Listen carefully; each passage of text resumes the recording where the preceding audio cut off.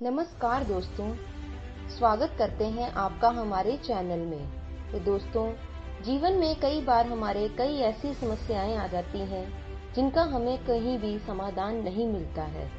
हम अपनी कहानियों के माध्यम से आपकी हर समस्याओं का समाधान जुटाने में आपकी सहायता करेंगे। एक 60 साल की महिला जिसके पति को गुजरे हुए करीब 25 साल हो गए थे, उनका नाम शकुंतला था। वो अपने परिवार के साथ जामनगर शहर में रहती थी। उसके परिवार में उसका एक बेटा जिसकी शादी हो चुकी थी और उसको भी एक बेटा था। शकुंतला को एक बेटी भी थी, उसकी शादी हो चुकी थी और उसके 2 बच्चे थे। शकुंतला घर में अकेले बैठी रहती थी।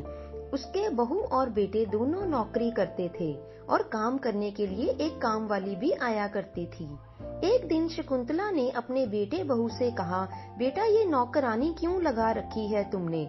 मैं हूँ ना, मैं घर के सारे काम कर लिया करूँगी और अपने पोते वरुण का भी अच्छे से ख्याल रख लूँगी। उनकी बहू का नाम काजल था और उसने चिंता जताते हुए कहा, माँ आप इतना सब कैसे करेंगी अकेले? और वरुण कितना बदमाश हो गया है, उसको संभालना और घर का काम करना बहुत ज्यादा हो जाएगा। आप बस आराम कीजिए। बेटे का नाम सतीश था। उसने भी अपनी पत्नी की हाँ में हाँ मिलाई और कहा कि माँ काजल बिल्कुल सही कह रही है। क्यों इतना वजन आप अपने सर पर लेना चाह रही हो? आराम से रहो बस, आपको कोई भी चिंता करने की आवश्यकता नहीं है। शकुंतला उदास होकर अपने कमरे में आ गई। उसने बेटे बहू की बातों पे गौर किया और सोचा कि वो शकुंतला की भलाई के लिए ही सोच रहे हैं। अगले दिन शकुंतला शाम को नीचे पार्क घूमने गई। वहाँ पे शकुंतला का पैर फिसल गया। तभी शकुंतला का हाथ एक इंसान के हाथों में जा गिरा और उसने शकुंतला को गिरने से बचा लिया। फिर शकुंतला जब सीधे खड़ी हुई और उस आदमी को उसने धन्यवाद किया और कहा, आज बचा लिया आपने, नहीं तो लंगड़ी होकर बुढ़ापे में बोझ बन जाती बच्चों पर। आदमी ने मुस्कुराकर कहा, बच्चों का बोझ संभालते हुए आपने नहीं सोचा, लेकिन जब आपको संभालने की बारी है तो आप खुद अपना बोझ बच्चों को नहीं देना चाहती हैं। असल में यही है माँ का वास्तविक अर्थ। शकुंतला उसकी बातें सुनती रह गई। उसके बाद वो आदमी वहाँ से चला गया। फिर कुछ समय बाद शकुंतला जब घर आई तो उसके फोन पर एक कॉल आया। शकुंतला ने फोन उठाया तो सामने से आवाज आई, हेलो माँ। शकुंतला की आंखों से आंसू आ गए और शकुंतला बोली, हेलो राधा, तू पूरे 2 महीने के बाद मुझे कॉल कर रही है, तुझे मेरी याद नहीं आती? राधा, आती है माँ, लेकिन मेरी जॉब है और बच्चे भी हैं, उनको भी देखना होता है और यहाँ विदेश में नौकरानी मिलनी मुश्किल है, तो बहुत काम हो जाता है माँ। शकुंतला कहने लगी, अच्छा वो सब छोड़ और ये बता कि कब आ रही है? तेरे दोनों बच्चों को देखने का बहुत दिल कर रहा है।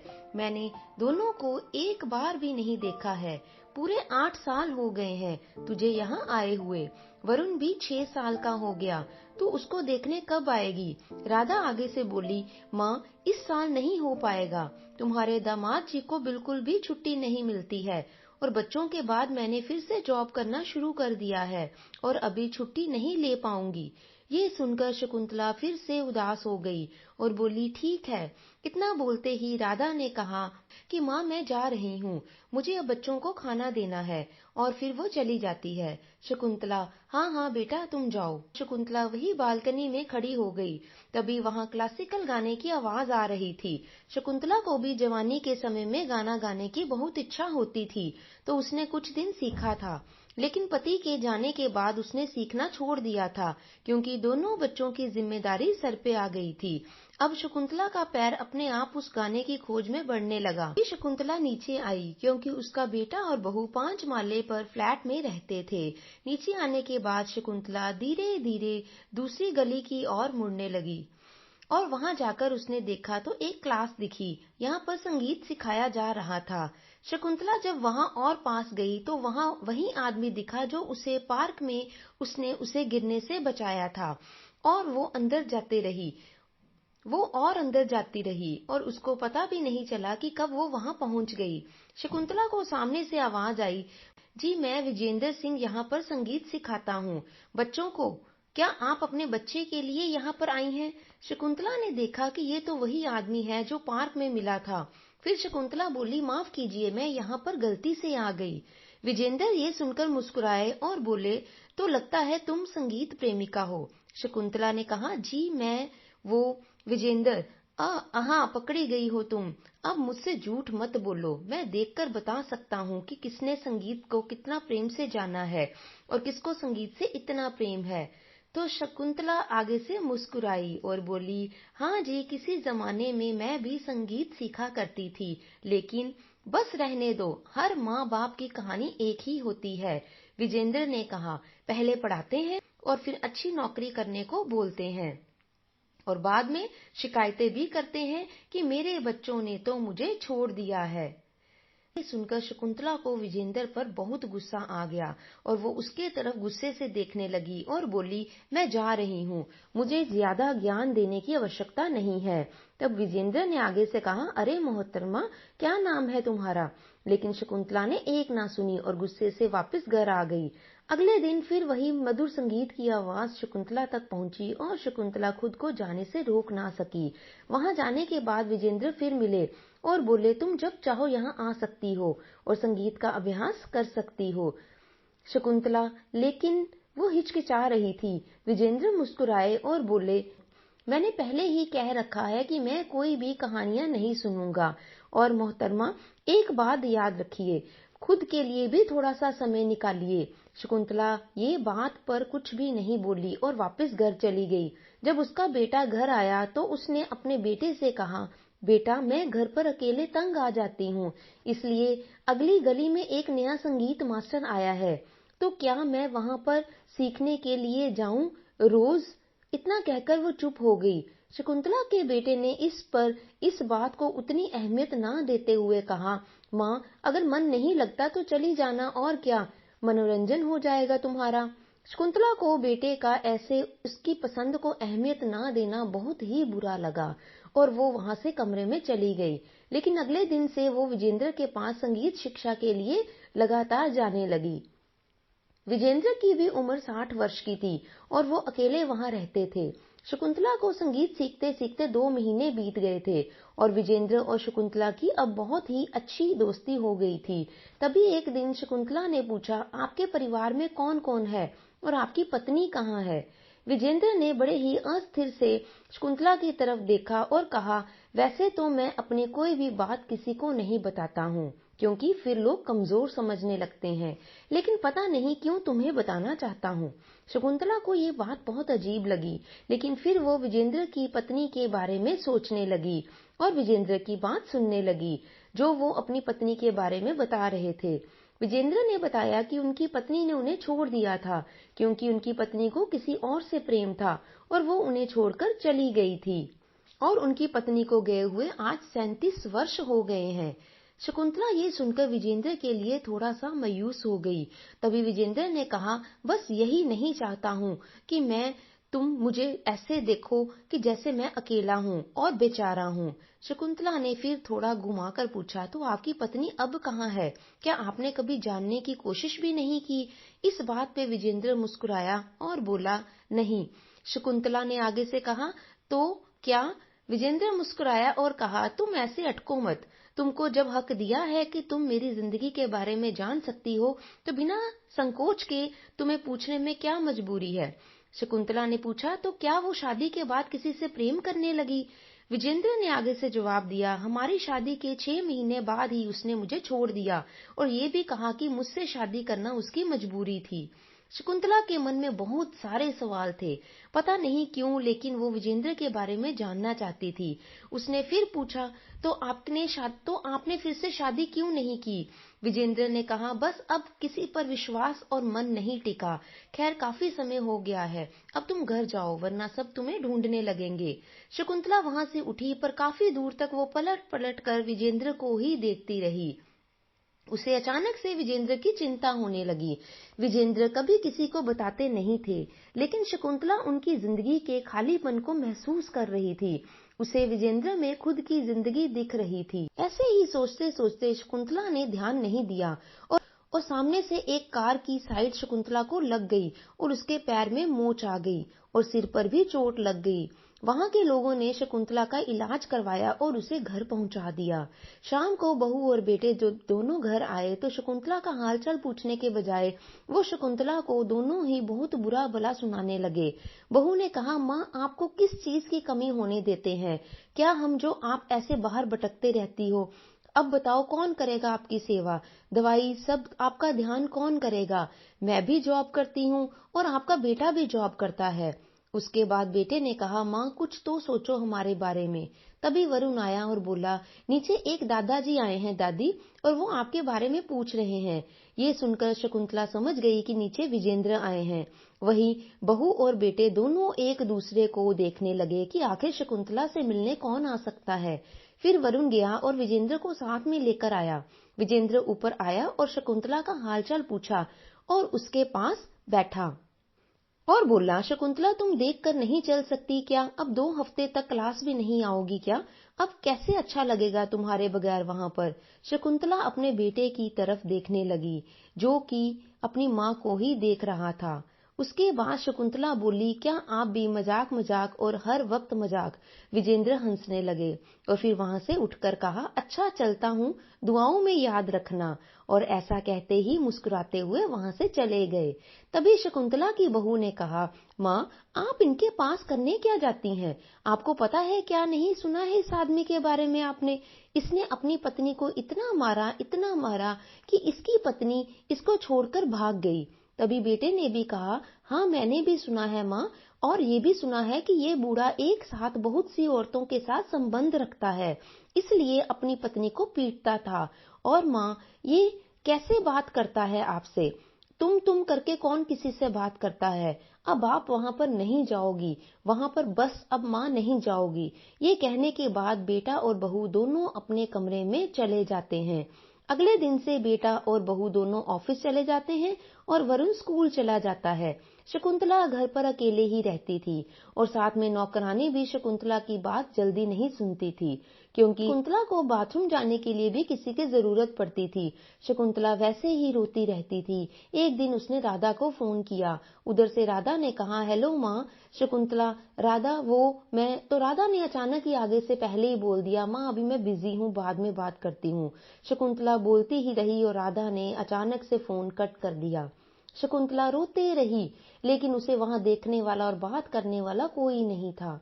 शकुंतला को विजेंद्र के क्लास में जाना और संगीत सीखना बहुत पसंद था। 2 महीने से वो बहुत ही खुश रहा करती थी। शकुंतला ने बहुत सोचते सोचते विजेंद्र को फोन लगाया और कहा, हेलो। विजेंद्र ने आगे से जवाब दिया, हेलो मैं विजेंद्र बोल रहा हूँ, कहिए कौन बोल रही हैं आप? शकुंतला ने आगे से जवाब दिया, मैं शकुंतला बोल रही हूँ। विजेंद्र ने खुशी से कहा, वाह शकुंतला, तुमने फोन किया। मुझे लगा बेटे और बहू के कहने पर तुम मुझे फोन नहीं करोगी, क्योंकि तुम्हारा बेटा और बहू मेरे सामने वाले घर में आते हैं और वो लोग मेरे बारे में क्या क्या बोलते हैं ये तो सब जानते हैं, क्योंकि उसने सबको बताया हुआ है मेरी मनगढ़ंत कहानी। शकुंतला ने आगे से कहा, अभी आपने कहा फोन पर कि आप कौन बोल रही हैं, फिर आप मुझे क्यों तुम कह रहे हैं? विजेंद्र, शकुंतला। ये कहने के बाद विजेंद्र चुप हो गए। तभी शकुंतला ने कहा, क्या कुछ कहना चाहते हैं? क्या तुम्हें मेरा तुम कहना अच्छा नहीं लगता? विजेंद्र ने कहा। शकुंतला कुछ नहीं बोली, आ आह करती रह गई। विजेंद्र समझ गया, तुम्हें भी शायद वो कहानी सुना दी गई है। कहानी सबको मेरी पता है, सबकी तरह तुम भी मुझे गलत समझ सकती हो, लेकिन मैं चाहता हूँ कि तुम मुझे गलत मत समझो। मैं तुम्हें तुम बुलाता हूँ क्योंकि मुझे तुम बिल्कुल मेरी माँ की कॉपी लगती हो। बिल्कुल वैसे ही हो तुम, किसी और के लिए अपनी जिंदगी कुर्बान करने वाली। शकुंतला आगे से कहने लगी, मतलब विजेंद्र, मतलब तुम्ही ने ही बताया था कि पति के जाने के बाद तुम दूसरी शादी कर सकती थी, लेकिन बच्चों को पालना था तुम्हें और अपने पति के माता पिता को भी ध्यान रखना था। वो भी फिर तुम्हें छोड़कर चले गए भगवान के पास, लेकिन बच्चे तो हैं, लेकिन वो कहाँ हैं शकुंतला? शकुंतला ने कहा, मैं फोन रख रही हूँ। इतना कहकर शकुंतला ने फोन रख दिया और जोर जोर से रोने लगी। शकुंतला के एक्सीडेंट को 1 हफ्ता हो चुका था और शकुंतला को बस मोच ही आई थी। इस कारण वो अब चलने लगी थी। अब वो अपने आप चल सकती थी थोड़ा थोड़ा।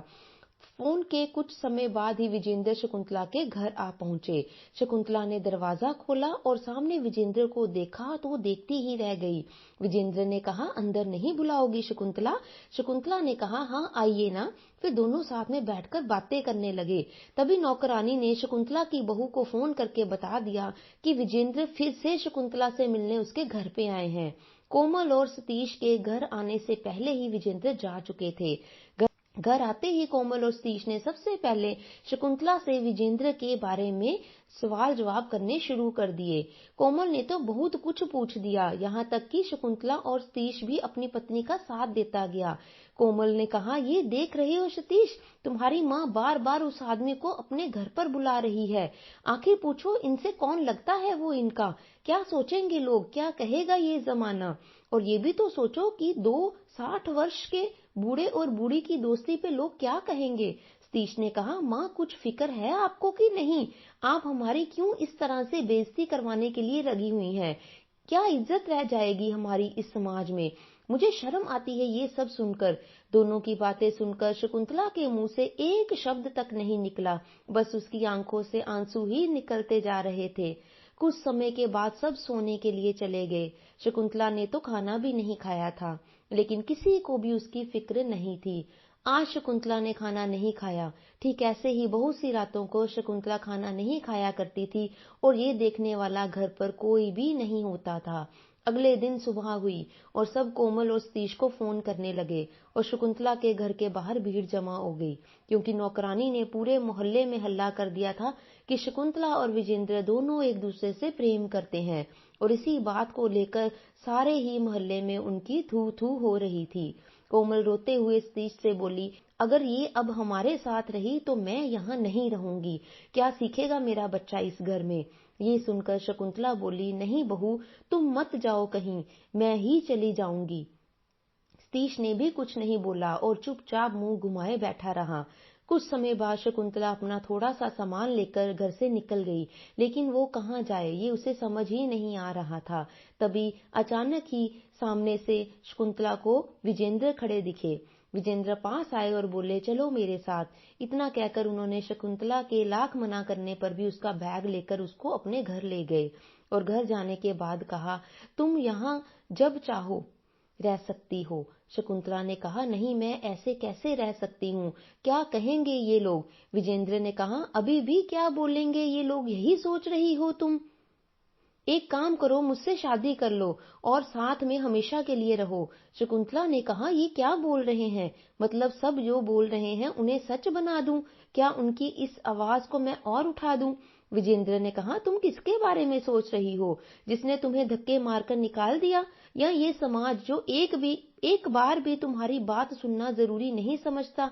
देखो शकुंतला, मैं तो तुम्हें पसंद करता ही था, लेकिन तुम तो नहीं करती थी, तो कम से कम तुम्हारी बात तो सुननी चाहिए थी इन्हें। शकुंतला विजेंद्र की तरफ देखते हुए बोली, ये क्या बोले जा रहे हैं आप, बस कीजिए। तभी वहां एक लड़की आई जिसका नाम स्नेहा था और साथ में साहिल स्नेहा का पति। स्नेहा विजेंद्र की विद्यार्थी थी और साहिल भी। दोनों ने लव मैरिज किया था और दोनों की शादी विजेंद्र ने ही करवाई थी। स्नेहा ने कहा, मैम सर हमेशा से आपका जिक्र किया करते थे कि शकुंतला ऐसी है वैसी है, ये आपसे प्रेम करते हैं और अगर आप शादी कर लेती हैं तो आप यहाँ आराम से रह सकती हैं, फिर यहाँ से कोई भी आपको निकाल नहीं सकता, वरना शायद कल आपको ये कॉलोनी वाले लोग और बोल बोल कर आपको ताने देंगे और यहाँ से निकाल दें। मैं एक वकील हूँ और मैं आपकी शादी तुरंत करवा सकती हूँ, आगे का फैसला आपका होगा। शकुंतला ऐसा करना नहीं चाहती थी, लेकिन अब क्या करेगी और कहाँ जाएगी, कुछ समझ में नहीं आ रहा था। इसलिए उसने स्नेहा की बात मान ली और शादी करने के लिए तैयार हो गई। वो रात तो शकुंतला ने जैसे तैसे बिता ली। पूरी रात शकुंतला को नींद नहीं आई, ये सोचकर कि जिसके लिए पूरी जिंदगी शकुंतला ने अकेले रहने का सोचा और अपनी सारी खुशी तक कुर्बान कर दी और दूसरी शादी तक नहीं की, और वही बेटा आज उसी ने किसी और के साथ शकुंतला का नाम जोड़ दिया और सोचने लगी कि जिस बेटी के लिए उसने इतना सोचा कि वो बेटी को आज अपनी माँ के बारे में सोचने का थोड़ा सा भी वक्त नहीं है और वो उससे बात तक नहीं कर सकती। शकुंतला ने विजेंद्र के बारे में भी सोचा, लेकिन उसको विजेंद्र से प्यार नहीं था। शकुंतला तो विजेंद्र के पास बस संगीत सीखने के लिए आती थी। वैसे ही सोचते सोचते शकुंतला की पूरी रात कट गई। अगले दिन सुबह विजेंद्र शकुंतला के जागने का इंतजार कर रहे थे। कुछ समय बाद शकुंतला विजेंद्र को दिखी। शकुंतला हर दिन की तरह तैयार हो गई थी। कुछ समय बाद शकुंतला की नजर विजेंद्र पर पड़ी, जो कि उसी को ही देख रहे थे। शकुंतला ने पहले तो अपनी नजरें नीची कर ली और फिर धीमे धीमे कदम बढ़ाकर जब वो विजेंद्र की तरफ पहुंची, वो विजेंद्र के सामने ऐसे खड़ी हुई जैसे कि कुछ कहना चाहती हो, और कैसे कहना है ये उसको समझ नहीं आ रहा था।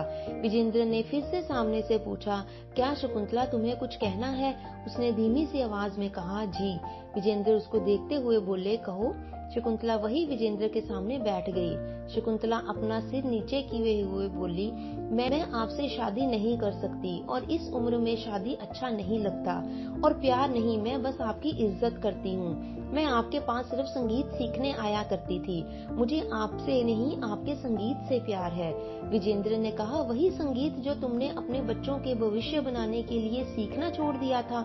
शकुंतला ये सुनकर विजेंद्र की तरफ देखने लगी। विजेंद्र ने कहा, लेकिन मैं तुमसे प्यार करता हूँ, मुझे ये कहने में शर्म नहीं आती।